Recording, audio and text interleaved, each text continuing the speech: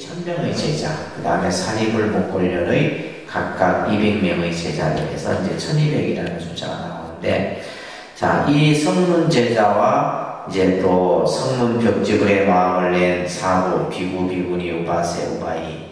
그래서 지금 이제 여기서 비구, 비구니, 우바세, 우바이를 이제 하나의 승가의 범주 안에 포함하고 있는 것이 이제 초기 불교에서 나타난 또 다른 모습이에요. 그러니까 예를 들면 이제 초기 경전 같은 경우는 이제 출가 제자들만 언급이 될 텐데, 여기에서는 이제 우바세, 우바이, 여러분들 제가 신자까지도 이제 교단 속에 포함하고 있는 내용이 나오죠. 그러면서 50페이지 보게 되면 부처님께서 무슨 까닭으로 방편을 찬탄하시며 또 부처님의 얻은 법은 매우 깊고 이해하기 어려우며 말씀하시는 취지도 알기 어려워서 모든 성문이나 벽지불로는 그것을 따를 수 없다라고 하시는 것입니까? 그러니까 부처님이 깨닫는 그 법을 왜 성문과 벽지불은 그것을 이해하지 못하느냐 이 말이에요. 또 그러면서 이제 부처님께서 말씀하신 그 해탈의 이치는 우리들도 그 법을 얻어 열반에 이르렀는데, 다시 말해서 이제 성문 제자들도 아라한과를 얻었기 때문에 이제 나름대로 이제 깨달음을 이루었다라고 생각하는데, 이제 그 말씀하신 부처님의 말씀하신 의도를 우리가 알지 못하겠다. 그러면서 이때 사리불이 여러 이제 대중들의 의심을 알아차리고는, 그러면서 자기 자신도 이제 이것에 대해서 알지 못해 부처님께 말씀을 드립니다. 세존이시여 무슨 인연으로 모든 부처님의 제일 방편이신 매우 깊고 미묘하며 이해하기 어려운 법이라고 이 법을 찬탄하십니까? 그래서 부처님이 깨달으신 그 미묘하고 이해하기 어려운 법, 이것을 이제 부처님이 찬탄하는데 이것이 도대체 뭐냐? 그러면서 제가 예전부터 지금까지 한 번도 부처님께서 이렇게 말씀하시는 것을 듣지 못했다. 또한 사부 대중들이 이것을 궁금해하고 있으니 세종께서 일에 대해서 말씀해 주십시오. 세종께서는 무슨 일로, 그죠? 매우 깊고 미묘하여 이해하기 어려운 법이라고 이 법을 찬탄하시는 겁니까? 그래서 부처님이 깨달으신 이 미중유의 법을 찬탄을 하는데, 이 법은 성문이나 벽지불로는 이해하기 어렵다는 말이에요. 오직 부처님만이 이 법을 이해할 수 있다, 이렇게 하는 것에 대해서 사리불을 비롯한 대중들이 도대체 그 의미를 궁금해하는 겁니다. 51초부터 할게요. 자, 같이 한번 이제 경문을 읽도록 하겠습니다. 일성묘연하경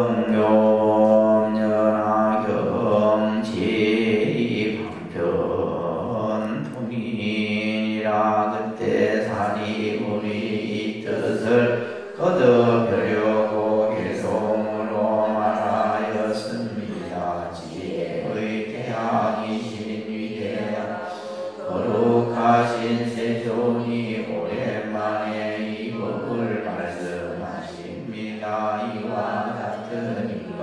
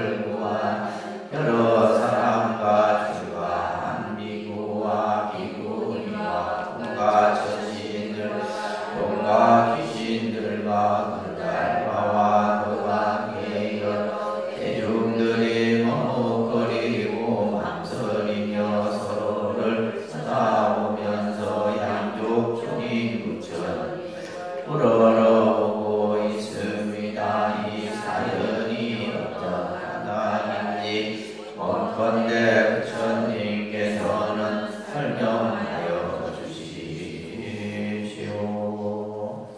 한도사님 저쪽에 문 좀 닫아요. 자, 앞에 했던 이제 내용을 다시 개성으로 설하는 장면. 이것은 이제 중송이라 그런다고 했어요. 그죠? 중송. 거듭 이제 앞에 했던 산문의 형태를 다시 개성으로 설하는 내용입니다.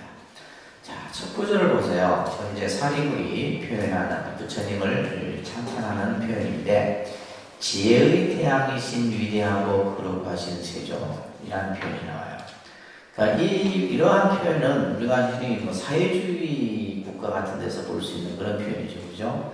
그러니까 북한에서 뭐 이제 그들이 이제 지도자로서 여기는 그런 분들을 표현할 때 이런 표현을 쓰는데, 그러니까 대승, 특히 이제 이 법화경 같은 경우는 그 부처님을 찬탄하는 그 찬탄의 표현이 굉장히 그냥 이렇게 부처님이라고 표현하지 않고 이런 이제 수식어를 붙여서 부처님을 표현하는 거예요.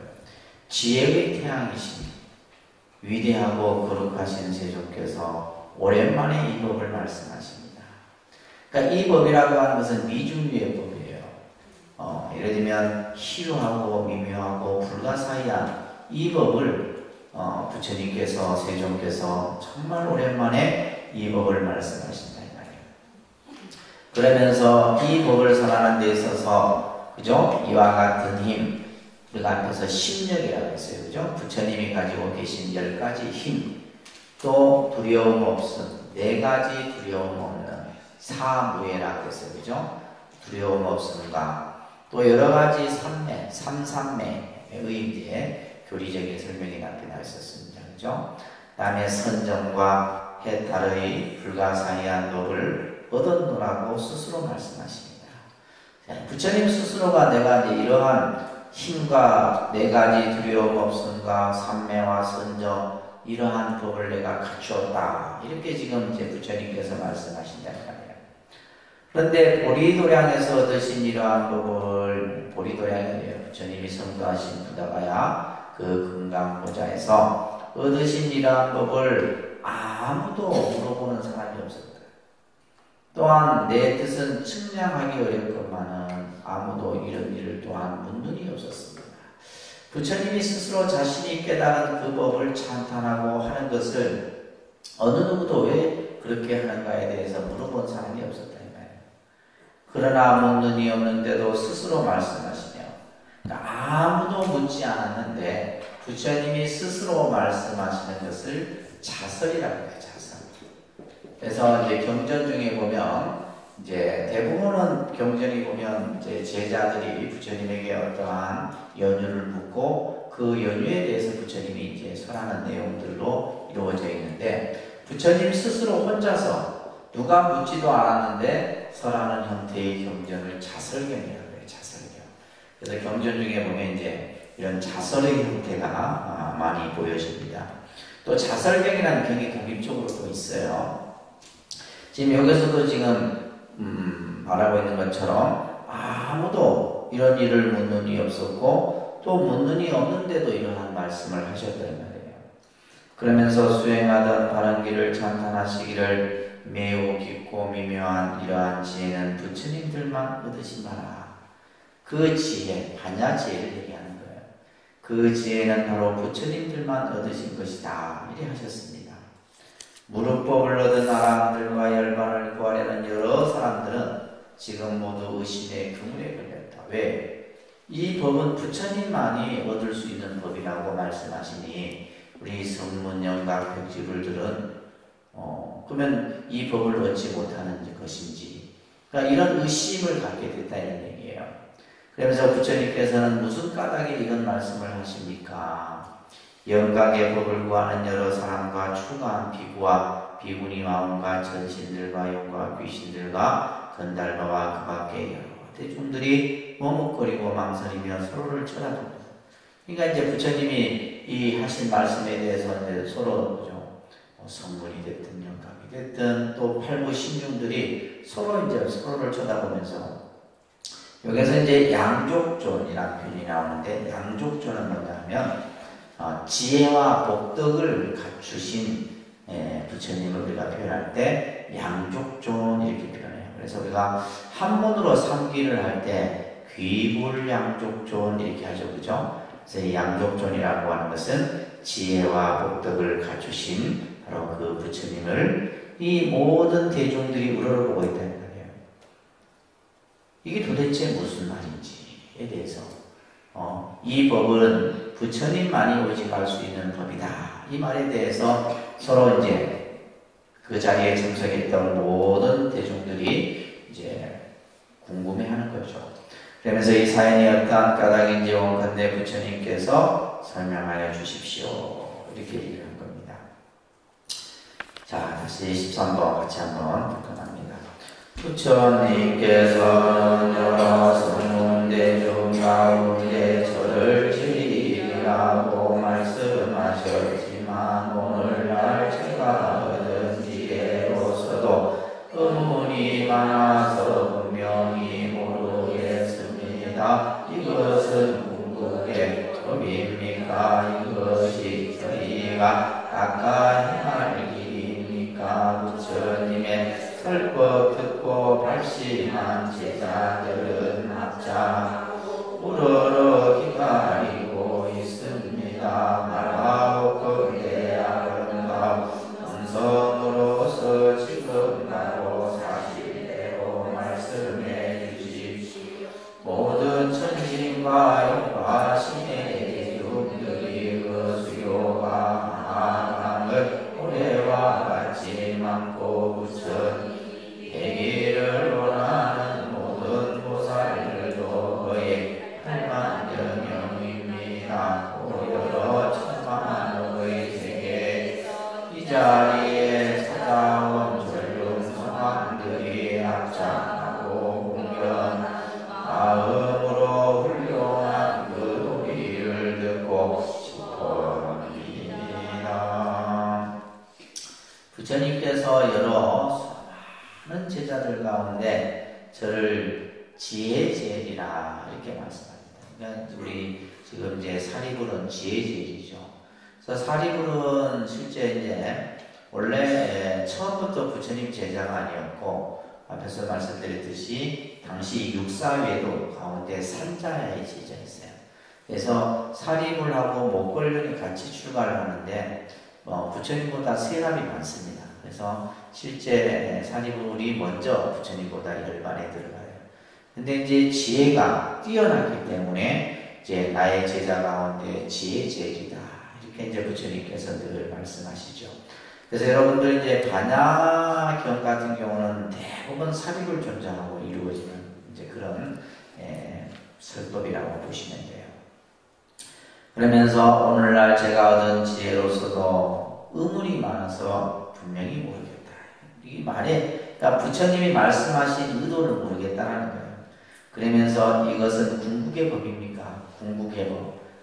이것이 어떻게 보면 최고의 결정된 가르침입니까? 아니면 저희가 닦아 행할 길입니까? 이렇게 이제 묻는 거죠, 그죠? 그러면서 그 다음 줄이 이제 여러분들이 좀 잘 눈여겨봐야 돼요.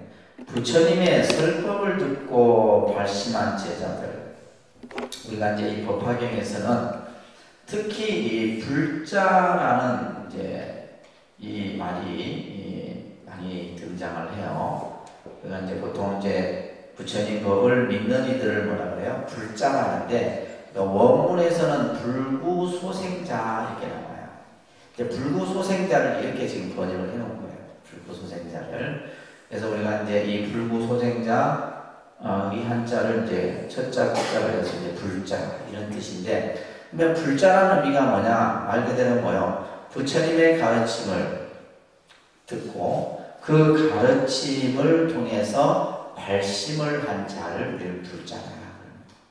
그래서 우리는 이제 일반적으로 뭐예요? 절에 그냥 다니면 불자가 아닌데, 그게 절에 다닌다고 불자가 아니에요. 중요한 것은 뭐예요? 부처님의 가르침을 듣고는 그것을 통해서 뭐예요? 발심의 마음을 일으킨 자. 이 사람을 우리는 불자라고 해요. 그리고 이제 나중에 법화경에 보게 되면 이 불자라는 개념을 이렇게 표현하기도 해요. 바로 부처님의 아들, 딸이다 이런 표현을 하기도 해요. 그러니까 부처님의 우리 중생들을 부처님의 아들 딸이라는 표현은 우리가 흔히 성서에서나 나오는 표현이죠. 성서에서나. 그래서 예를 들면 신이 있으면 그 신의 아들 또 신의 또 자식 이런 표현들이 성서에서 나오는데 이 법화경에서는 부처님의 아들 딸이다 이런 표현들이 나와요. 불자라는 표현과.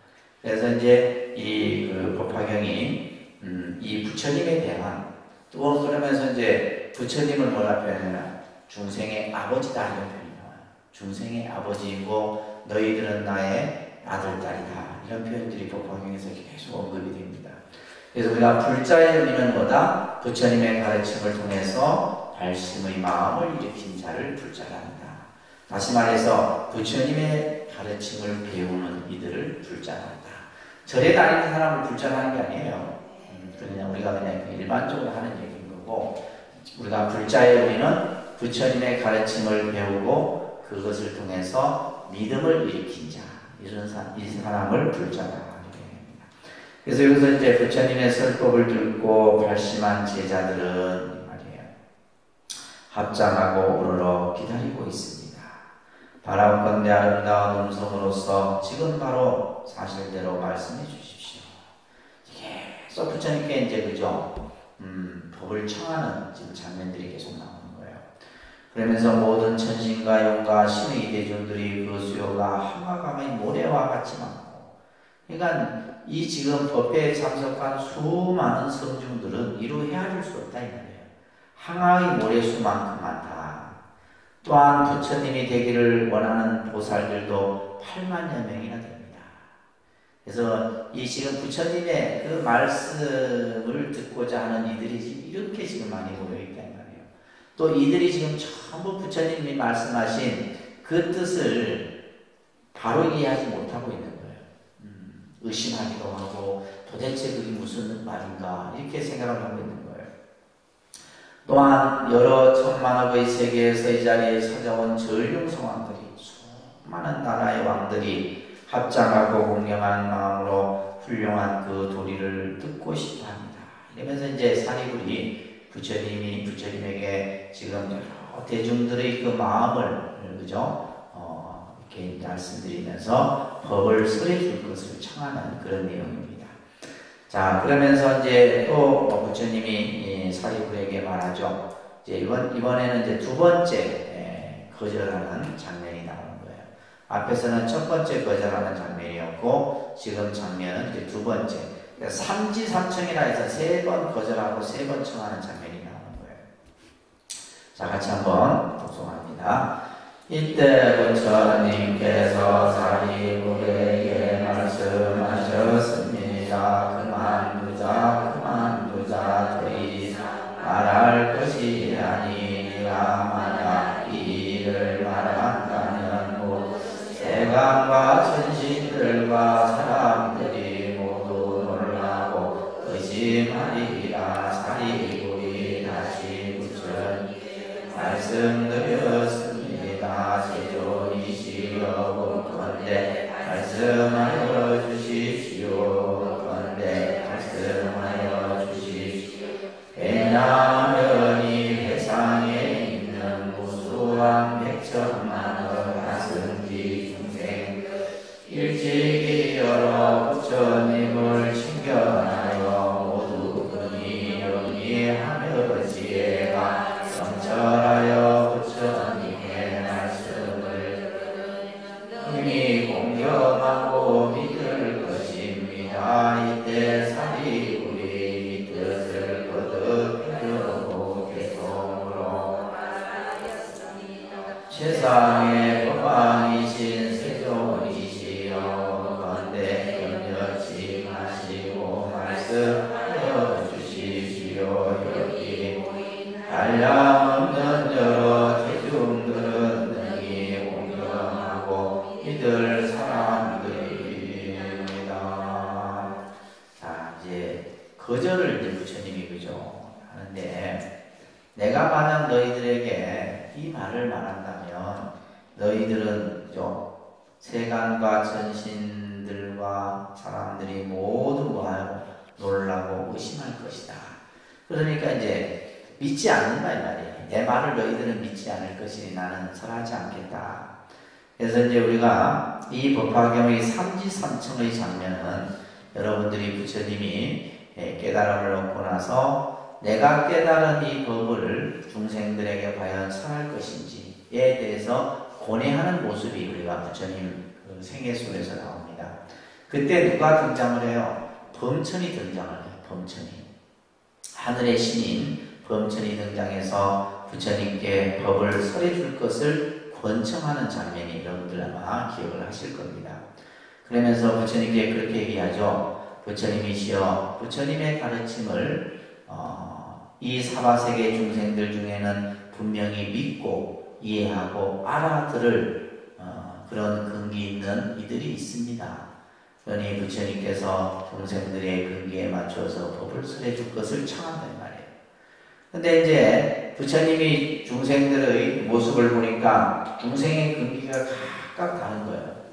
그러니 마치 이제 내가 이 법을 설해도 그 중에 내 법을 믿을 자가 있다는 것을 아시고 이제 범천의 청을 받아들여서 법을 설하시게 되죠. 그죠?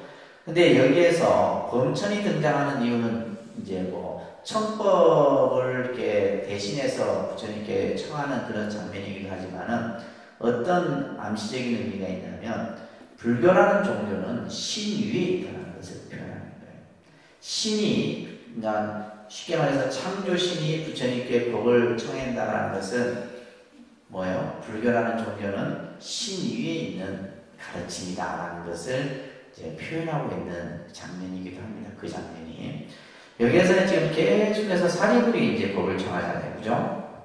그러면서 이제 부처님께서는 내가 이 법을 설하게 되면 너희들이 이것을 믿지 않고 의심하리라. 그러자 사리불이 다시 부처님께 말씀드립니다. 세존이시여 원컨대 말씀하여 주십시오. 원컨대 말씀하여 주십시오. 두 번째 청하는 장면이에요. 그죠? 왜냐하면 이 세상에 있는 무수한 백천만억의 아승지 중생들은, 그러니까 여기서 그냥 백천만억이라는 숫자만 해도 헤아릴 수 없는 중생의 수인데 아승지라는 표현을 썼기 때문에 정말 쓸 수 없는 수많은 중생들이에요. 이 중생들은 뭐냐면 일찍이 여러 부처님을 칭견했다. 여러 부처님을 칭견했다는 말은 뭐예요? 일찍이 불연이 있었다는 얘기예요. 그러니까 우리가 어떻게 보면 이 부처님 공부를 하고 있다는 것은 전생전생에 불연이 있었기 때문이에요. 불연이 없으면 절대 우리가 이 부처님 법을 만날 수 없다는 거예요. 그래서 여기서 지금 일찍이 부처님을 칭견했다는 말은 이 중생들은 뭐예요? 오래전부터 불연이 있었다는 말이에요. 뿐만이 아니라 모두 근이 영리하며, 다시 말해서 뭐예요? 근기가 수승하다. 근기가 수승하다. 그래서 예를 들면 우리가 이제 근기가 수승한 이들을 상근기라 그러잖아요. 그죠? 그래서 그 근이 영리하고 또 지혜가 명철해서 부처님의 말씀을, 그죠? 들으면 그것을 능히 공경하고 믿을 것입니다.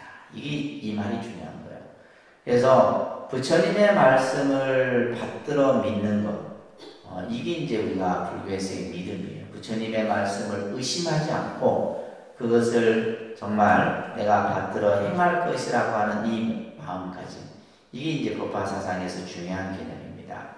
그래서 이 중생들은 불연이 오래전부터 있어서 또한 근기가 수승해서 지혜가 명철하기 때문에 부처님의 말씀을 공경하고 믿을 것입니다. 지금 누가 얘기해요? 사리불이. 그러면서 사리불이 다시 개성으로 말합니다. 최상의 법왕이신 세존이시여.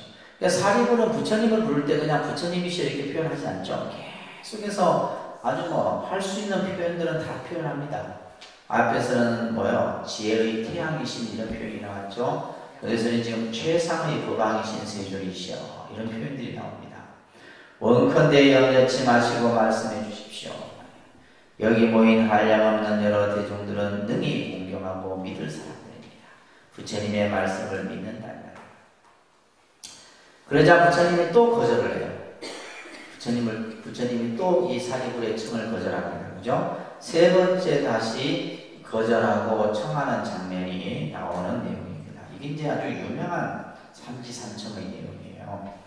자, 16번 같이 합니다. 부처님께서는 또 사리불에게 그만두어라 하시면서 말씀하셨습니다. 만약이 말한다면 모든 세간의 천신과 인간, 사람과 수도나들 모두 놀라고 의심하며 매우 교만한 비구들이 구렁텅이 위에 떨어지리라. 이때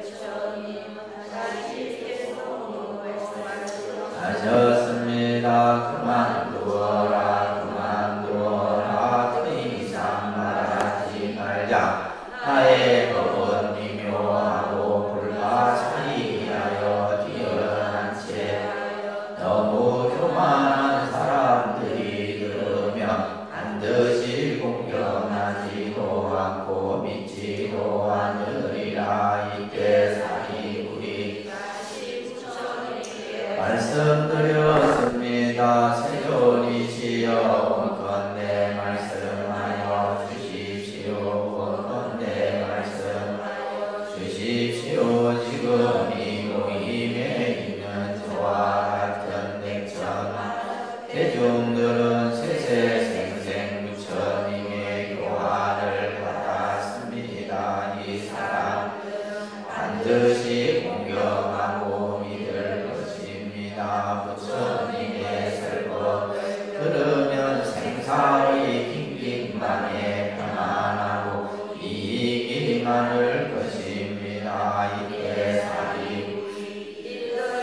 거듭하려고 대성으로 말하였습니다.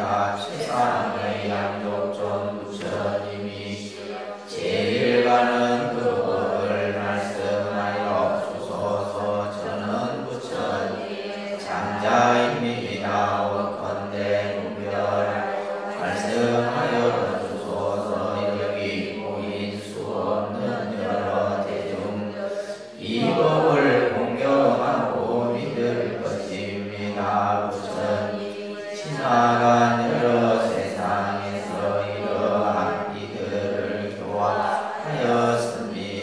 모두 다 유심으로 합장하고서 부처님의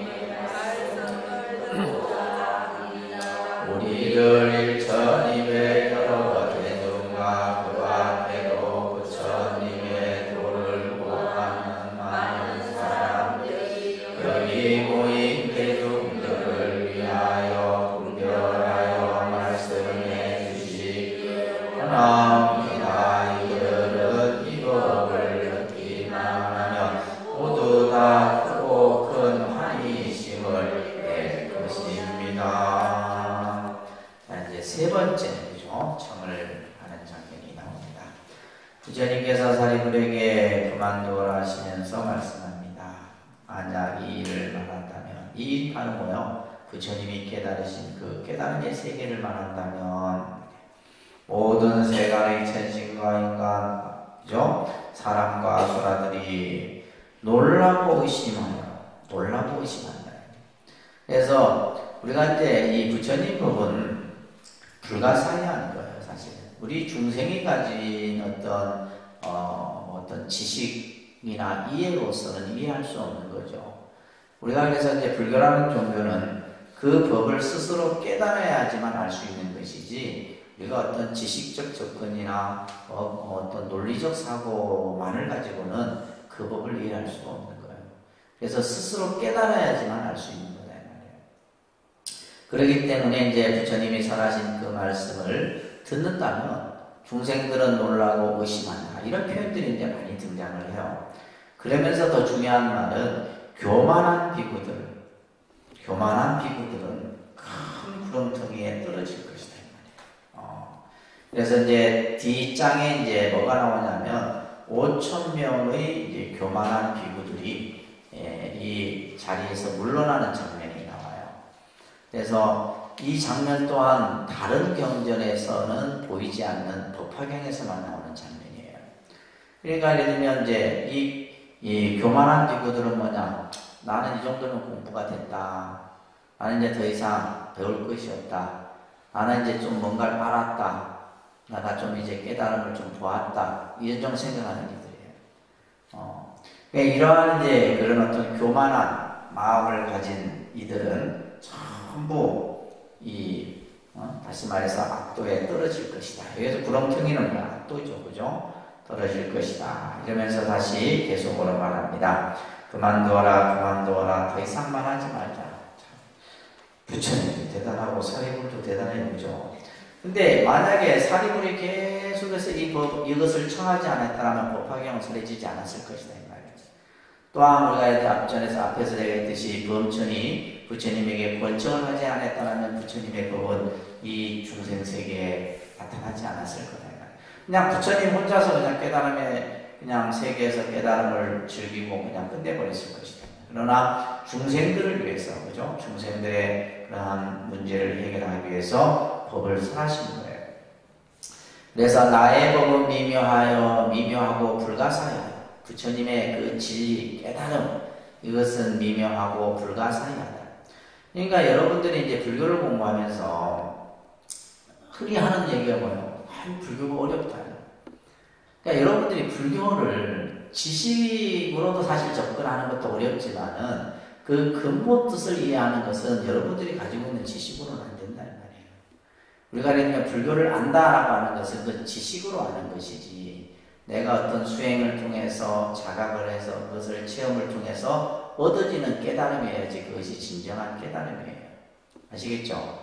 그러니까 이제 우리가 그냥 불교가 어렵다라는 것은 이제 어떻게 보면 이제 우리가 뭐 용어에 대한 또 그 다음에 또 한자에 대한 이런 여러 가지 부분들이 어려운 거지.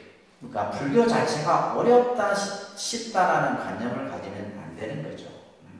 불교 부처님의 가르침이 우리가 예를 들면 뭐 어렵다 쉽다 이런 어떤 그런 관계점에서 볼 수 있는 것은 아니다. 그렇기 때문에 나의 법은 미묘하고 불가사의, 우리가 중생이 가진 견해로는 그것을 측량할 수 없다는 얘기예요. 아시겠죠? 이제 그것을 알고 불교가 어렵다라는 이해가 되는데 우리는 그냥 지식적 접근에서 어렵다라고 판단하는 거예요. 그러면서 뛰어난 채 하여 너무 교만한 사람들이 되면 반드시 이 말을 응용하지도 않고 믿지도 않으리라. 이 말이 중요한 말이에요. 그래서 이제 우리가 이제 흔히 요즘 우리 한국 불교가 사실은 한편으로는 저도 이제 늘 그런 생각을 많이 해요. 공부를 너무 많이 시키는 것들은 사실은 좋은 게 아니에요. 공부를 너무 많이 시키면 머리만 커져. 마음에 어떤 믿음이 먼저 만들어져야 되는데 기독교 신자들은 믿음을 갖춘 다음에 그들은 그 다음 것을 하거든요. 그러니까 예를 들면 어떤 봉사를 하더라도 믿음이 갖춰진 상태에서 봉사를 하고, 신앙을 하더라도 믿음이 갖춰진 상태에서 신앙을 하고, 성경 공부를 하더라도 믿음이 갖춰진 상태에서 한다. 그러니까 뭐예요? 그 사람들은 있는 그대로 받아들이는 거예요. 그잖아요, 그죠? 있는 그대로 받아들이는 거예요. 뭐 예를 들면 우리가 그냥 보통 사람들이 생각할 때 말도 안 되는 얘기도 그 사람들은 그것을 그대로 받아들여요. 왜? 이미 믿음이 갖춰져 있기 때문에 가는 거예요. 근데 우리 불교 신자들은 공부를 하는 사람들 보면 믿음이 안 갖춰진 상태에서 지식으로만 불교를 자꾸 접하는 거예요. 그러니까 뭐 자꾸 의심만 생기지. 의심만 생기고 믿으려 하지 않죠. 이게 무슨 말도 안 되는 소리야. 자꾸 논리적으로 따지려고 하고, 또 과학적으로 그것을 증명하려고 하고. 근데 우리가 예를 들면 종교의 그 법이라는 것은 그렇게 해서 접근할 수 있는 것은 아니다. 그래서 우리가 요즘에 이제 보면 이제 문명이 발달됨으로 인해 갖고 이제 컴퓨터라든지 정보라든지 이런 것들이 많기 때문에 사실은 우리가 어떻게 보면 여러분들이 불교를 모르는 게 아니라 머릿속에 너무 많은 것을 알고 있어요. 사실은 그것을 좀 비워야 돼요, 사실. 그래서 우리가 이제 이런 법화경을 공부하는 것도 내가 불교적 지식을 공부하는 것이 아니라 도대체 부처님께서 영축산에서, 그죠? 도대체 이 8년간 이 선하신 말씀이 과연 어떤 말씀인가라는 것을 비오는 마음에서 이것을 공부하려고 해야 되지, 내가 법화경을 공부했다, 화엄경을 공부했다, 무슨 경을 공부했다, 다 쓸데없는 것들이에요. 그래서 여기서 지금 말하는 것처럼 뛰어나지 않고, 그러니까 도를 깨치지 않았는데 깨쳤다 하고, 그죠? 진리를 내가 알지 못했는데 알았다. 이 교만한 사람들이 들으면 이것은 이 가르침은 공경하지도 않고 믿지도 않을 것이다. 그래서 법화경을 하는 사람들 보면요, 그 사람들이 보면 받아들이는 믿음은 여러분들하고 다릅니다. 법화경을 실제 하는 사람들 보면 있는 그대로 흡수가 돼요. 있는 그대로 흡수가 돼요. 근데 우리는 지금 보면 여러분들 사고 속에는 법화경을 공부한 사람도 있고 선 공부한 사람도 있고 명상 공부한 생각이 어떻게 돼 있어요? 뒤죽박죽으로 돼 있는 거예요. 그러니까 처음 법화경을 딱 접한 사람은 법화경을 그대로 흡수를 해요. 그래서 그 사람은 어떻게 보면 지나칠 정도로 법화경에 빠져버린다. 그것도 좋은 건 아니죠. 예, 부처님 말씀이 방편인데 법화경은 하나의 방편의 개념에서 설한 것이지 이것이 절대적인 가르침은 아니다. 그래서 이제 뒤에 그런 내용들이 나옵니다. 자, 이때 사리불이 다시 부처님께 말씀을 드립니다. 세존이시여 건대 말씀하여 주십시오. 건대 말씀하여 주십시오. 청하죠, 그죠? 지금 이 모임에 있는 저와 같은 백천만원의 대중들은 생생 부처님의 교화를 받았다. 이 말은 앞에서 같은 표현이에요. 뭐요? 불연이 있었단 말이에요. 부처님과 어떻든 간에 그죠? 세세생생이라는 말은 태어나고 죽고 태어나고 죽고 거듭거듭 생을 반복하는 가운데서 부처님의 인연이 있었다. 이게 중요한 겁니다. 여러분들이 금생에 불법 인연을 만난 거예요. 이게 지중한 인연이에요. 다음 생에 또 다음 생에 어떻게 될지 몰라도 우리가 태어나고 죽고 태어나고 죽고 그 삶 가운데서 부처님 불법 인연을 만난 것은 아주 큰 인연입니다. 근데 그것을 여러분들이 아셔야 돼요. 그래서 세세생생 부처님의 교화를 받았습니다. 그러니 이 사람들은 뭐요? 반드시 공경하고 믿을 겁니다. 불연이 있기 때문에, 부처님의 인연이 있기 때문에 이들은 부처님의 말씀을 공경하고 믿을 것이다. 부처님의 설법을 들으면, 부처님의 설법을 들으면, 이 줄도 중요한 구절이에요. 우리가 법을 듣는다는 것은 뭐냐? 그죠? 법을 듣는다. 그것을 우리는 설법이라 하고, 기독교에서 설교라고 합니다. 우리는 설법이라고 하잖아요. 그런 설교는 뭐냐면 하나님의 가르침을 듣기 때문에 그들은 이제 설교라는 말을 쓰고, 우리는 부처님의 법을 듣는 거기 때문에 설법이라는 말을 쓰는 거예요. 그래서 부처님의 설법을 듣게 되면 어떤 효과가 나타나느냐? 생사의 긴긴 밤 속에, 그죠? 생사의 긴긴 밤이라고 하는 것은 우리가 끝없는 윤회하는 가운데 말이에요. 태어나고 죽고 태어나고 죽고 태어나고 죽고 하는 그 끝없는 윤회 가운데에서 마치 캄캄한 어둠 속에서 밝은 지혜의 불빛을 만난 것 같다. 그러니까 어둠이라고 하는 것은 우리를 뭐예요? 불안하게 합니다. 그죠? 여러분들이 지금 불이 탁 켜져 있다가 불이 깜깜해져 버리세요. 갑자기 두려움이 확 생깁니다. 두려움에 대한 공포. 그런데 저긴가에서 작은 촛불의 불빛이 탁 보여요. 그러면 그 불빛을 보는 순간 우리는 뭐예요? 안도의 마음이 됩니다. 마음이 편안해지는 거예요.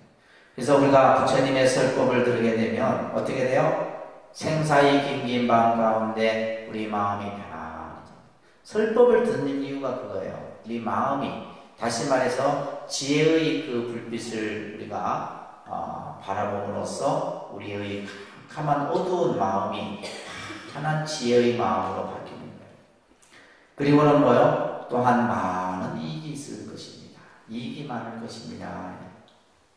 우리가 법을 듣는 이유가 이겁니다. 아셨죠? 내가 불교를 쉽게 이해하고 불교를 많이 배우고 이게 아니라 그 부처님의 법을 통해서 내 마음속의 무명의 어둠을 제거하고 밝은 지혜의 빛을, 그걸 통해서 우리 마음이 편안해지고. 그러니까 여러분들이 큰 스님 법문을 듣다 보면 무슨 말인지 몰라도 하여튼 그죠? 그냥 설법을 들을 때 여러분들이 30분 설법을 하면 30분 내용을 다 이해할 필요도 없는 거예요. 어느 한 구절에 딱 내 생각을 깨뜨리는 말씀이 있단 말이에요. 그게 이제 뭐냐면 그 말씀이 나하고 딱 맞아지는 거예요. 내가 듣고자 했던 진리란 말이에요. 그 말이. 이제 그렇게 해야지 그냥 법문 시작해서 끝날 때까지 그 말에 다 이해하려고 하니까 여러분들이 어려워요. 어려워. 저 같은 경우도 이제, 이렇게 승려 생활을 하면서 간혹 이제 뭐 저희 스님들이, 어른 스님들이 한마디씩 던져주는 말씀들이 있어요. 근데 그 말씀들이 내가 수행하는 데 있어서 큰 하나의 가르침이 된다는 거예요. 그래서 이제 어느 날 제가 학인 때, 저희 이제 은사 스님 방에 이제 제가 방 청소 시작을 했거든요. 시작. 그래서 방에 이제 이불을 개로 또 들어갔더니, 니 지금 뭐 배우냐? 치문을 배우고 있습니다. 그랬더니 스님께서 갑자기 치문의 대의가 뭐냐? 이렇게 묻는 거예요. 그래서 이제 치문의 대의가 알부정, 이제 그 들뜬 마음을 가라앉히고 바른 지혜를 이렇게 갖추라는 그런 이제 대의거든요. 그랬더니 그러면서 이제 달마대사의 말씀을 저에게 딱 해주시는 거예요. 그러니까 그런 어떤 우리가 이 설법이라고 하는 것은 그냥 법상 위에서 설해지기도 하지만은 일상의 어떤 삶 속에서도 설해지는 거예요. 그래서 이 설법을 우리가 부처님의 가르침을 여러분들이 즐겨이 들으셔야 됩니다. 그러면서 이때 사리불이 다시 계속 이 뜻을 다시 펴려고 계속으로 말하죠. 최상의 양육존 부처님이시여 제일 가는 그 법을 말씀하여 주소서. 저는 부처님의 장자입니다. 큰 아들이다. 사리불이.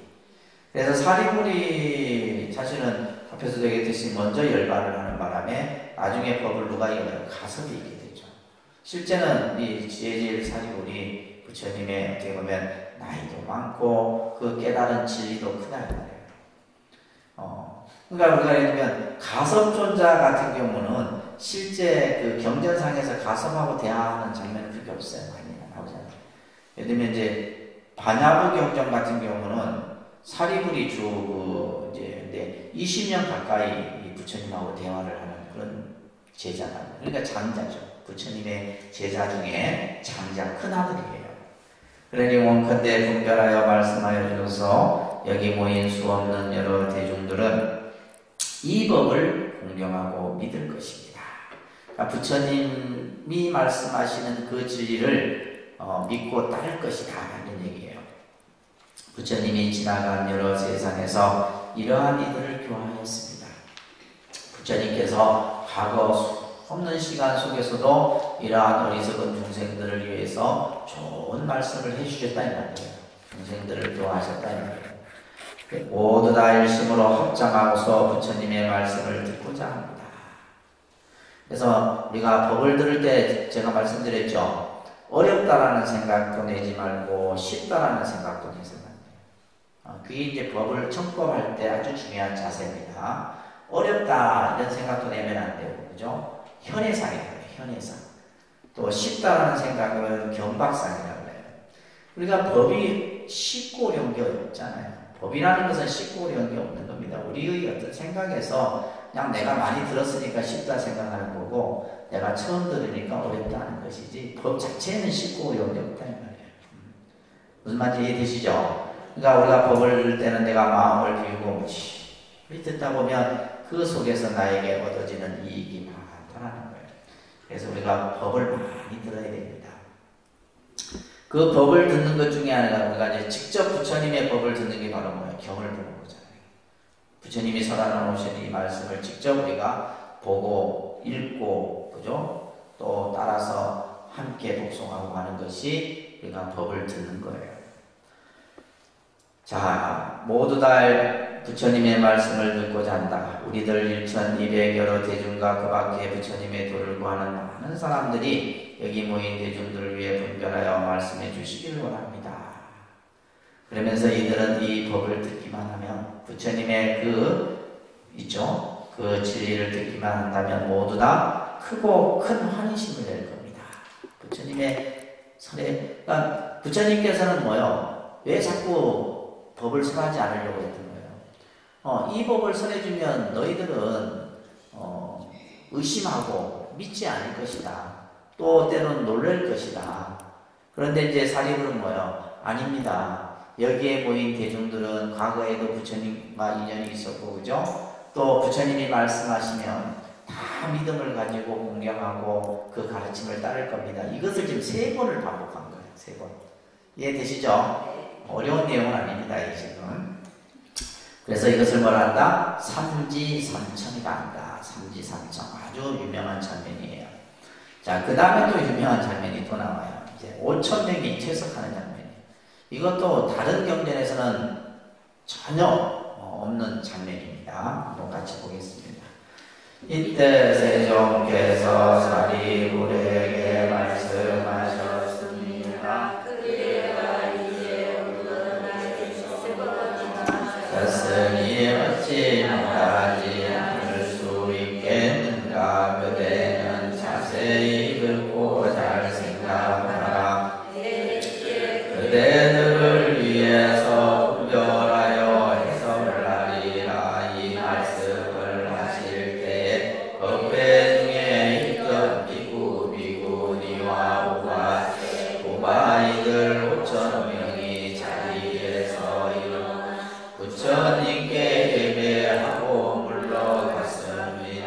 왜냐하면 이 사람들은 죄뿌리가 깊고 무겁고 매우 교만해서 얻지 못하고도 얻었노라 하고 깨닫지 못하고도 깨닫노라 하는 이들이었습니다. 이러한 허물이 있음으로 법회에 아니하였습니다. 그리고 세종께서도 묵묵히 계시면서 그들을 말리지 아니하였습니다. 이때 부처님께서 사리 말씀하셨습니다. 이제 여기 있는 대중은 더 이상 이과 가지는 없고 오로지 열매들만 있구나. 사리 저와 같이 교만한 사람들은 물러가도 또한 좋다. 그래 자세히 들어라. 그대들을 위하여 말하리라. 사리불이 말하였습니다. 예, 세존이시여 온건에 듣고자 합니다. 세존께서 사리불에게 말합니다. 그대가 이제 은근하게 간절히 말해요. 은근하다는 말은 간절하게 3번이나 청하였으니 어찌 말하지 않을 수 있겠느냐. 그대는 자세히 듣고 잘 생각해라. 이제 그대들을 위해 분별하여 해설하리라. 이제 부처님이 이제 사리불의 그 법의 권청을 이제 받아들인 거죠, 그죠? 그런데 이제 부처님이 법을 설하려고 하니까, 그죠? 당시 법회 중에 있던 비구니, 우바세, 우바이들 5,000명이, 5,000명이라는 숫자는 어마어마한 숫자입니다, 그죠? 어마어마한 숫자예요. 그러니까 지금 영축산에서 이 지금 법화경이 산해진 자리에 수많은 보살, 수많은 성문대중, 벽지불, 그 다음에 보살, 그죠? 또 팔부신중들, 어마어마한 이들이 막 그냥 지금 모여 있는데, 이제 부처님이 계속 사리불과 이제 이렇게 주고받는 대화를 하던 중에 이제 부처님이 법을 설해할 것을 말씀을 하자, 이 5,000명의 비구니, 우바세, 우바이들이 갑자기 자리에서 불떡 일어나더니 부처님께 절을 하고 물러나는 거예요. 물러나자 이제 부처님께서 이제 이들에 대해서 얘기를 합니다. 이 사람들은 죄의 뿌리가 깊고 무거우며, 다시 말해서 성근 종자를 심지 못했다 이 말이에요. 근본적으로 그래서 우리가 부처님 법은 사실 아무나 듣는 게 아니다 이 얘기예요. 악의 뿌리가 있는 이는 이 법을 들을 자격이 안 된다. 어떻게 보면 좀 냉정하죠, 그죠? 냉정한 표현, 냉정한 장면이기도 합니다. 그래서 이 죄의 뿌리가 깊고 무거우며, 여기서 더 중요한 말은 이들은 교만하다는 거예요. 교만하다. 그래서 우리가 불교를 공부하는 데 있어서 제일 경계해야 되는 마음이 바로 뭐냐면 교만한 마음을 가지면 안 돼요. 그래서 저희 스님들이 제일 먼저 출가해서 배우는 수행이 바로 뭐냐면 하심 수행이에요. 무슨 수행이요? 하심 수행. 참이 하심이 안 되거든. 하심이 안 됩니다. 왜냐하면 전부 지 잘났다고 들어온다 이거예요. 절에 지가 잘나서 다 들어온다. 근데 쉽게 말해서 보면 이제 들어오는 사람들 중에는 자기 나름대로 다 뭐 학식도 있고 배움도 있고 뭐 가진 것도 있고 다 있겠죠, 그죠? 없는 사람도 있지만은 그러니까 자기가 자기 나름대로 나다라는 그런 상을 가지고 들어오면 공부가 될까 안 될까요? 안 됩니다. 절대로 안 돼요. 그래서 철저하게 자기를 버리는 수행을 이제 시키는 거예요. 그래서 제일 아주 어떻게 보면 그죠? 남들이 하기 싫어하는 그래서 제일 먼저 들어오면 시키는 게 설거지부터 시키는 거예요. 설거지. 그러니까 설거지가 그냥 뭐 설거지 할 사람이 없어서 시키는 게 아니라 그냥 그거부터 시키는 거예요. 그것을 이제 설거지부터 막 하면서 스스로 뭐요? 자기 자신을 이제 하시만. 그래서 여기서 이제 교만한 사람들을 이제 뭐라 하냐면 증상만이라고 해요. 그러니까 증상만. 이게 이제 법화경에서 나오는 건데 증상만이에요. 그래서 교만한 마음을 가진 사람. 이 어떤 교만한 마음을 가졌냐면 여기서 말하는 것처럼 얻지 못하고 얻었다. 도를 내가 얻지 못했는데 마치 얻은 것처럼 자기를 과시하는 거죠. 그죠? 자기 과시하는. 또 깨닫지 못하고 깨달았다고 얘기하는. 그래서 우리가 흔히 실제 우리가 공부를 하는 사람들은 자기를 드러내지 않습니다. 자기 공부를 드러내지 않는다는 거예요. 뭐 내가 3,000배를 했니, 5,000배를 안 한 사람들이 그렇게 하지 실제 한 사람들은 해도 자기가 했다는 표현을 안 내요. 무슨 말인지 아시겠어요? 그걸 안 내는 사람이 진짜 수행을 하는 사람이지 내가 기도를 몇 년을 했니. 근데 그 소리 딱 들으면 이 사람 이제 딱 이제 그게 딱 성적표가 나오는 거예요.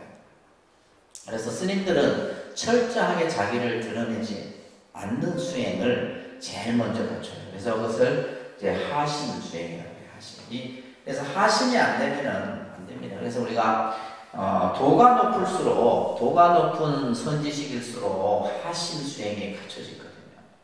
하심 수행. 그래서 큰 스님들은 절대 앉아서 삼배 잘 안 받습니다. 절하려고 하면 잘하지 마. 근데 이제 대도 안 한 스님들 중에 계속 앉아서 삼배 받고 이러거든요. 근데 그런 것들이 이제 공부가 되고 안 되고. 그래서 여기서 지금 이것을 증상만이라 이렇게 표현합니다. 그런데 증상만. 교만한 마음을 가진 자들. 그래서 부처님 공부는 절대 교만한 사람은 공부를 할 수가 없어요. 교만한 마음을 가진 사람은. 그래서 여기서 지금 죄의 뿌리가 깊고 무거우며 교만해서 얻지 못하고 얻었노라 하고 깨닫지 못하고 깨달았다. 그래서 이것을 이제 우리는 대망어, 망어 중에서도 이것을 대망어라는 거예요. 거짓말 중에서도 이건 큰 거짓말이에요. 이 거짓말은 아주 그 업이 무겁습니다. 그래서 이제 이러한 허물이 있으므로 이 사람들은 뭐예요? 이 자리에 지금 머물러 있지 못하는 것이다. 우리가 이제 흔히 여러분들 저 불교와 관련된 속담들이 많아요, 그죠? 예를 들면 스님이 제 머리 못 깎는다, 다 깎아요. 그 속담도 그냥 잘못된. 여러분들이 생각하는 속담에 의도하고 또 예를 들면 벼룩 3마리는 데리고 가도 스님 3사람은 못 데려간다는 속담도 있고, 또 뭐냐면 절이 싫으면 그죠? 근데 하여튼 스님이 떠난다. 절이 싫어서 스님이 떠나는 게 아니에요. 절이 싫어서 스님이 떠나는 게 아니고 그 절의 심장이 그 스님은 이 도량에 니는 있을 자격이 안 된다 해서 쫓아버리는 거예요. 무슨 말인지 아시겠어요? 스님이 무슨 절이 싫고 좋고가 어딨어. 오갈 데도 없는데. 절이 싫어서 떠나는 게 아니라 그 절에 있는 심장이 니는 이곳에 쉽게 말해서 인연이 다했든지, 그러니까 인연이 닿아서 떠날 수도 있는 거고, 또는 다시 말해서 수행을 제대로 하지 못했기 때문에 대부분 어른 스님들이 하는 얘기가 이제 후자죠. 수행을 하지 못했기 때문에 꼭 문제를 일으킨 사람이 있더라고요. 문제를 일으킨 사람이 있더라고요. 그래서 우리가 큰 절에서도 보면 꼭 좀 이렇게 계행이 바르지 못한 스님들이 보면 새벽에, 그때는 보면 분명히 어제 저녁까지 같이 있었는데 새벽 때문에 없어요. 스님들이 주로 새벽에 떠나거든요. 새벽에 새벽 예물 스님들이 올라왔을 때 이제 스님이 사라져요. 그때 자주 사라졌던 것 같아요.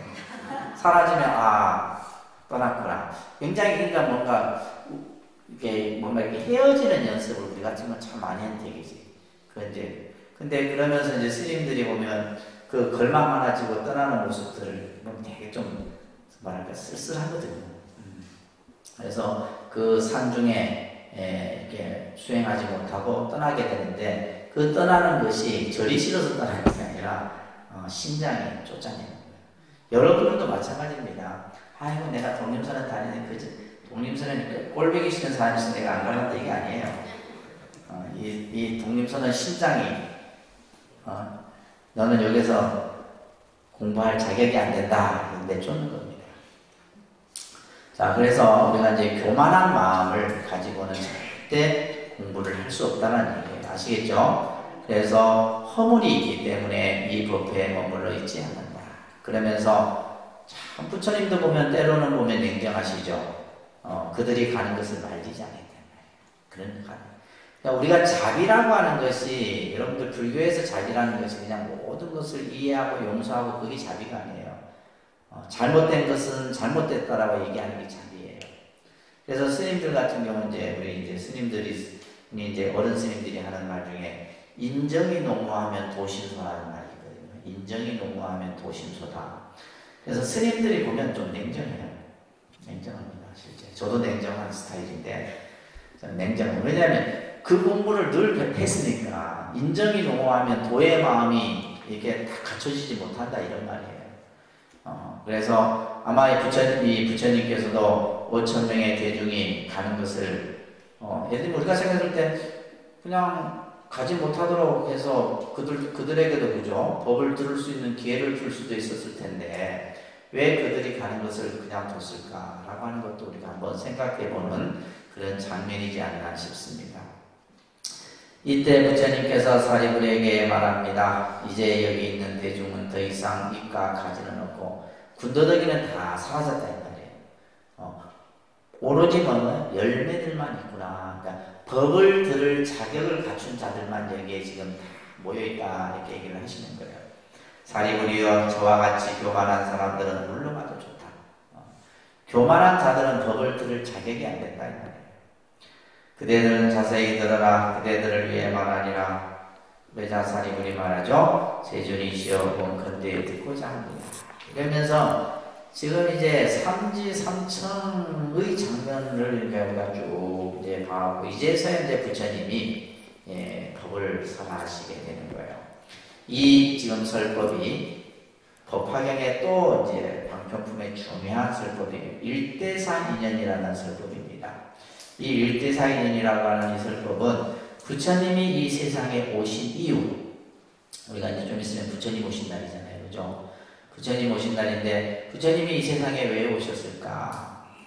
그러니까 우리는 이제 교리적으로 봤을 때는 중생을 구제하기 위해 오셨다. 이게 이제 일반적으로 우리가 이제 얘기를 합니다. 근데 이제 법화경이라는 경전에서는 부처님께서 이 세상에 오신 이유를 일대사인연으로, 일대사인연이라는 말은 가장 중요한 인연을 우리들에게 만들어주기 위해서 이 세상에 오신 것이다. 그 내용입니다. 아주 중요한 내용이에요. 자, 20번 같이 한번 독송합니다. 부처님께서 사리부리에게 말씀하셨습니다. 이렇게 미묘한 법은 모든 부처님 열애가 항상 때가 되어야 말씀하느니라. 마치 우담바라꽃이 때가 되어야 한번 피는 것과 같으니라. 사리부리여 그대들은 마땅히 부처님이 설한 법을 믿어라. 아니 결코 망하지 아니하니라. 사리부리여 모든 부처님들이 마땅한 대로 법을 이해하기 어려운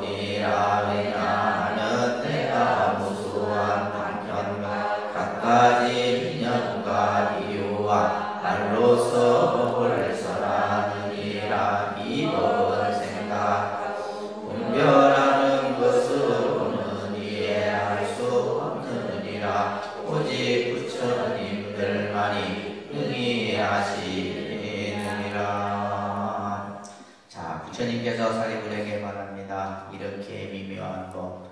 그래서 우리가 천수경에 무상, 심심미묘법이다 그러잖아요. 그죠? 우리가 부처님의 법을, 불법을 무상, 심심미묘법이다. 가장 최상의 깊고 깊은 미묘하다라는 것은 어떤 것으로 헤아릴 수 없다 이런 뜻이에요.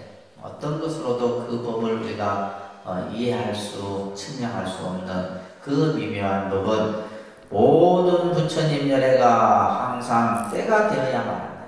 때가 되어야.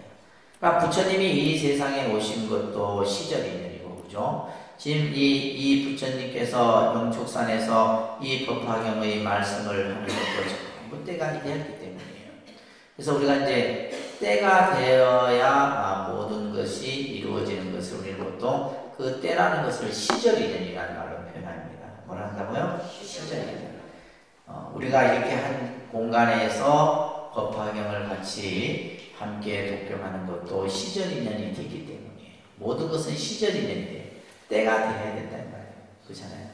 때가 돼야지 우리가 부처님 법도 만날 수 있는 거고, 또 수행도 할 수 있는 거고, 또 남에게 뭔가 베풀 수도 있는 거고. 그 때라는 것이 그냥 뭐 기다려지면 오는 것이 아니에요. 인연이라고 하는 것은 내가 만들어야지 오는 것이지, 그냥 가만히 있는다고 오는 게 아니다. 무슨 말인지 아시겠어요? 제가 이 독립선언을 만든 것도 시절 인연이 30년이나 시절 인연을 기다렸다. 그래서 만들어진 거예요. 그러니까 모든 것은 다 시절 인연이라는.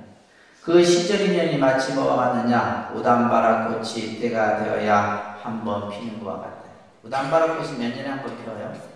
3,000년? 5,000년? 뭐, 그거는 정말 오랜 시간이 지난 후에 한 번 핀다 이런 뜻이에요. 그러니까 시절 인연이라는 것이 그만큼 때로는 언제 될지도 몰라.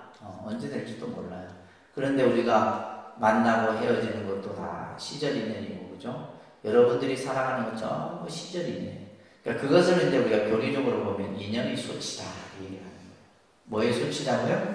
인연의 소치. 전부 시절 인연이 돼야지 모든 것이 다 이루어지는 겁니다. 그건 안 되는 것을 억지로 해서 되는 게 아니란 말이에요. 사리부리여 그대들은 마땅히 부처님 선한 법을 믿어라. 부처님께서. 그래서 이 불교라는 종교도 계속해서 강조하지만은 믿어야 되는 거예요. 믿지 않으면, 그래서 우리가 믿음으로써 그 다음 단계가 들어가는 것이지, 믿지 않는 상태에서는 절대 그 다음 단계를 넘어설 수가 없어요. 그래서 화엄경에서는 믿음은 도의 근원이요 공덕의 어머니다 이런 말이 있잖아요. 그죠? 믿음이라는 것은 우리 깨달음의 그 근본이 되는 거고, 또 공덕의 어머니가 바로 믿음이라는 거예요. 그래서 내가 선한 법을 믿어라. 믿어라. 내 말은 결코 허망하지 아니하리라. 내 말은 너희들을 속이거나, 예를 들면 거짓말로 너희들에게 듣기 좋은 말로 하거나 그렇지 않다.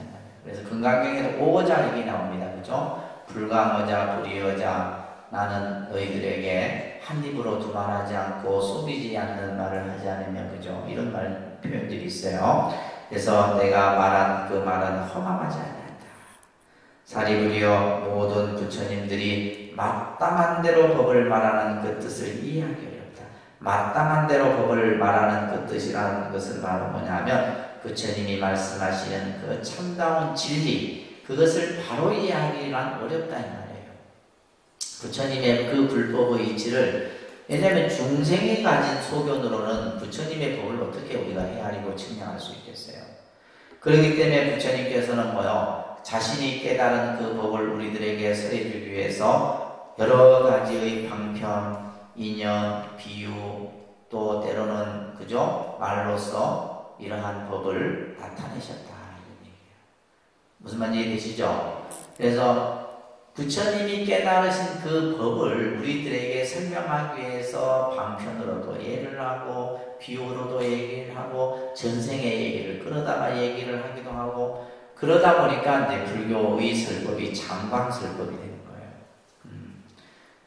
중생들 하나 그것을 깨우치기 위해서 이런 다양한 방법들을 통해서 법을 설했다.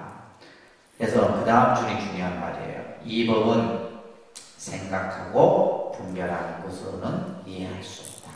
아까 제가 얘기했죠. 불교는 절대 지식으로는 이해할 수 없는 가르침이에요. 여러분들이 어떠한 온갖 지식을 다 동원해서라도 그 부처님의 불법을 이해할 수 없어요. 불법은 오직 뭐예요? 내가 체험을 통해서 수행의 자각을 통해서만이 그것을 알 수가 있는 거예요. 숟가락이 국맛을 알 수 없는 것처럼, 그죠? 내가 직접 그것을 먹어봐야지 그 맛을 알 수 있는 것과 똑같은 겁니다. 그래서 부처님의 법은 그래서 불교는 뭐예요? 체험을 통한 자각의 수행의 중도다라고 얘기를 하는 겁니다. 그래서 이 법은 생각하여 분별하는 것으로도 이해할 수 없다. 이 말 꼭 명심하세요. 부처님의 법은 우리가 분별하고 이해하고 분석하고 추론하고 해서 알 수 있는 것이 아니란 말이에요. 오직 부처님들만이 이 법을 능히 하시느니라. 그래서 이제 앞에서 지금 이제 사리불이 부처님께서 왜 성문이나 벽지불이나 그죠? 이러한 우리들에게는 이 법을 너희들은 알지 못한다라고 했는가에 대해서 여기서 말을 하는 거예요. 이것은 어떤 이해로나 그죠? 또 분별하는 그런 것으로는 이해할 수 없고 오직 부처님만이 안다. 그러면서 부처님께서 이 법을 중생들에게 깨우쳐 주기 위해서 이 세상에 출현하신 것이다. 이 얘기를 하는 겁니다. 그게 일대사인연이에요. 자, 21번. 이게 21번 단락이 중요한 단락이에요. 같이 합니다. 왜냐하면 부처님 세조는 오직 하나의 큰일 인연으로 세상에 출현하느니라. 사리불이여 무엇을 부처님 세조는 오직 하나의 큰 인연으로 세상에 출현한다. 부처님 세조는 중생들로 하여금 부처님의 지견 열어서 청정하게 하기 위하여 세상에 출현, 중생에게 부처님의 지견을 보여주기 위하여 세상에 출현한 중생으로 하여금 부처님의 지견을 깨닫게 하기 위하여 세상에 출현, 중생으로 하여금 부처님의 지견의 길에 들어가기 위하여 세상에 출현하느니라. 사리불이여 이것을 모든 부처님이 하나의 큰일 인연을 위하여 이향에 출현한 것이라 하느니라. 부처님은 오직 그죠? 일대사 인연으로 이 세상에 출현하셨다. 일대사 인연으로 이 세상에 오셨다. 이런 말이에요. 그래서 이것을 이제 우리가 총괄적으로 얘기하면 중생을 구제하기 위해 오셨다. 이렇게 해도 틀린 말은 아닙니다. 근데 이제 법화경에서는 일대사 인연으로 중생들을 이제 깨달음에 그죠? 들어가도록 하기 위해서 출현하셨다. 이런 뒤에 설명을 하고 있습니다. 사리불이여 무엇을 부처님 세조는 오직 하나의 큰 인연으로 세상에 출현한다는가? 부처님 세조는 중생으로 하여금 중생들로 하여금 뭐예요? 부처님의 지견. 여기서 지견은 뭐냐? 부처님의 지혜를 말하는 겁니다. 지견이 뭐라고요? 지혜. 반야 지혜를 말하는 거예요. 그 지혜 지견을 열어서 부처님이 깨달으신 그 지혜를 우리들에게 딱 열어 보여서 10개짜리다. 그죠? 그래서 청정하게 하기 위해서 우리 중생들의 오염된 그 무명의 어두운 마음을 깨끗한 마음으로 하기 위해서 이 세상에 오셨고 출현했다는 말은 오셨다는 말이야. 또한 중생에게 부처님의 지견을 하기 위해서 보여주기 위해서 열어서 보여준다 이 말이에요. 부처님의 그 지혜를 우리 중생들에게 열어 보여주고 하기 위해서 세상에 출현했으며 중생으로 하여금 부처님의 지견을 깨닫게 하기 위해서 세상에 출현했으며 중생으로 하여금 부처님의 그 지혜의 길에 들어가게 하기 위하여 세상에 출현. 이것을 이제 우리가 간단하게 하면 계시오입이라고 표현합니다. 계시오입. 그래서 부처님께서는 중생들에게 부처님의 지견을 열어 보여, 그죠? 깨달아. 그 지견에 들어가기 위해서. 쉽게 말해서 이것은 이제 부처님이 중생을 구제해서 해탈의 길에 들어가도록 하기 위해서 부처님이 이 세상에 오셨다. 이런 얘기예요. 그러니까 그 얘기는 다 같은 얘기예요. 근데 법화경에서는 이제 이 일대사 인연으로, 그 일대사 인연이 바로 뭐냐? 부처님의 지견을 열어 보여서 또한 그것을 깨달아서 그 깨달음에 들어가도록 하기 위해서 그것을 쉽게 말해서 이제 또 이제 선에서는 이렇게 표현합니다. 부처님이 이 세상에 오신 것은 뭐요? 우리 중생 모두가 부처임을 깨닫도록 하기 위해서 이 세상에 오셨다. 그러니까 이런 표현이나 저런 표현이나 다 표현은 같은 표현이에요. 근데 이제 우리가 공부를 한다는 것은 뭐냐면 법화경에서는 이렇게 표현을 했고, 화엄경에서는 이렇게 표현을 했고, 금강경에서는 이렇게 표현하고, 그 표현들이 다른 것 같지만은 전부 하나의 똑같은 말이에요. 부처님이 이 세상에 오신 이유, 그죠? 부처님이 이 세상에 오신 이유, 바로 중생들을 뭐요? 제도하고, 중생들을 깨닫도록 하고, 중생이 바로 부처인 줄, 중생이 아니라 너가 바로 부처다 라는 사실을 깨닫도록 하기 위해서 부처님이 이 세상에 출현하셨다. 그러니까 부처님 오신 날을 앞두고 이 법화경 일대사 인연은 스님들이 쪽파일 본문에서 많이 인용하는 그런 본문입니다. 아주 중요한 본문이에요. 자, 오늘은 여기까지 하고요.